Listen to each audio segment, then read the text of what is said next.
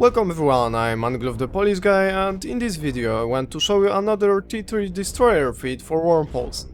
This time as C2 Confessor.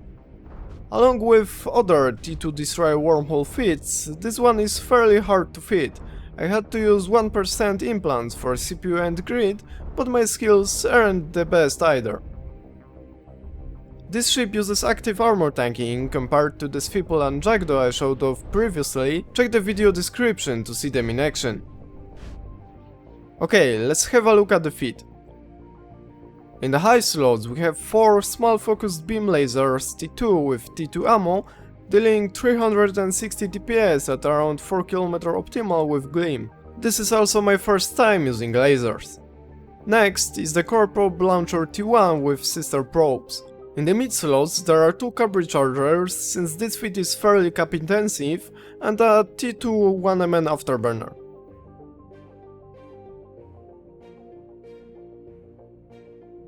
The low slots have a faction adaptive nanomembrane, damage control, 2 heatsinks and a faction small armor repairer. Faction modules are needed for the sake of CPU, grid and to get the stats high enough to tank decently. Rigs are 2 auxiliary nanopumps to boost the rep and an energy burst aerator to raise the DPS. In total, the damage is 360 DPS and the tank 120 DPS or so. Cap lasts up to 4 minutes 43 seconds. Overall, the tanking here is much lower than the previous feats and is more cap dependent, so flying will be tougher, but let's see by how much. For a meaningful comparison between the T3 destroyer feats, I wanted to test this one in a plain no effect wormhole first. For the sake of testing if speed tanking even works in sites that are heavy on webbing, I decided to do an unsecured perimeter transponder farm first. There are many webbing frigates here, so it should be interesting. I approach as usual with trying to get high angular. The frigates of the first wave quickly get to me and start webbing, reducing my speed massively. I can't even deal with them at the moment because they are triggers to the next wave. I lost a lot of range control and had to switch to long range crystals to get rid of some frigates, but I still had to leave one alive to not spawn the next wave.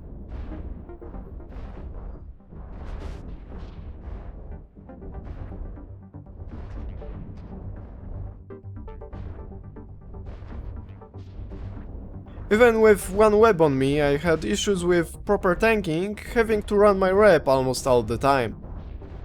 The ships were dying decently fast, but I was getting way more damage applied on me than I was comfortable with.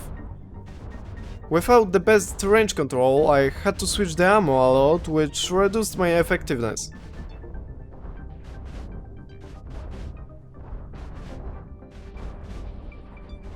After about 5 more minutes or so, I decided to not continue with this site, since one of the next waves had 4 webbing frigates and I had enough issues dealing with just one.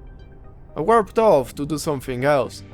With this experiment, I've proven that avoiding sites that have any webs is the best choice when flying a speed tanking ship. Fairly obvious conclusion, but I had to test it myself. Next is a perimeter hunger anomaly that I use as a basic benchmark for my feat tests. Here there are no webs and only slight news from the frigates at the beginning, but other than that the site is mostly cruisers and battleships. At first I had some issues with properly setting up my range or flight path to fight with the frigates.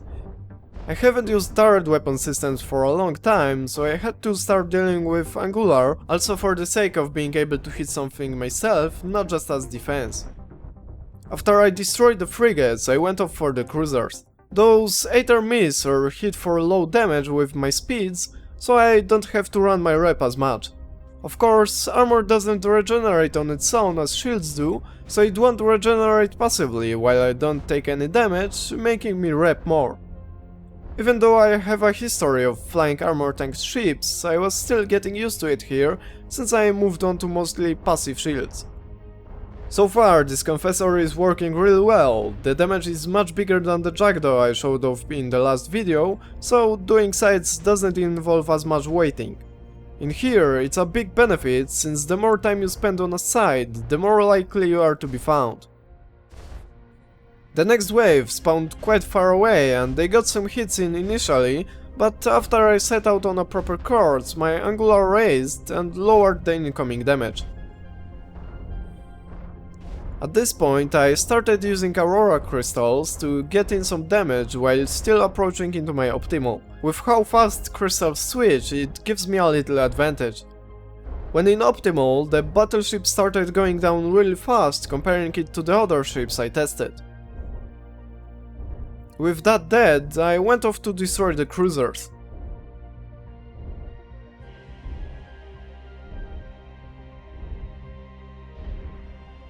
So far I am liking this feat for its effectiveness, but with still getting used to the lasers, I prefer the Jackdaw when it comes to how it flies.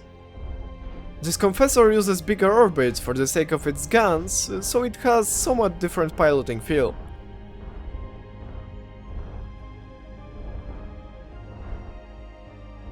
The next wave has a similar composition of 2 cruisers and a battleship. I always prefer to get rid of the biggest DPS threat of the wave, even though it can't hit me. If I made a mistake later on and the battleship got a chance to hit me, I could have a hard time surviving the damage. Again, I almost ran into some structures of the sides. I recommend being mindful of that, since slowing down on those can cause issues with speed tanking.